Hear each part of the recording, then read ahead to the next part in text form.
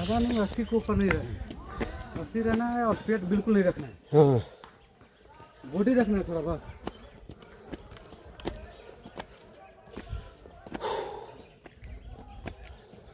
हाँ तो हम 4 बजे चढ़ेंगे तो 5 किलो कम ही जाएंगे।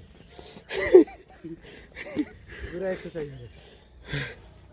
मेरे को तो आपको टेंशन लग रहा है ऑपरेशन का, इतना पहाड़ चढ़ रहे हैं।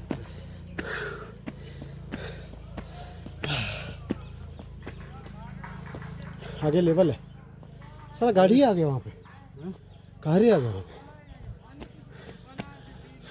नहीं वो ये जिसका पहाड़ है, ಡಾಕ್ಟರ್ ಹೇಳ್ತಿದ್ರು ವೇಟ್ ಕಡಿಮೆ ಮಾಡು ಅಂತ. ಪೇಟ್ ಕಮ್ಮಿ ಮಾಡೋಕ್ಕೆ ನಾವು ಅನ್ಕೊತಿದ್ವಿ ಹೊಟ್ಟೆ ಇರ್ಬೇಕು, ಹೊಟ್ಟೆ ಕಿಚ್ಚಿರ್ಬಾರ್ದು ಅಂತ.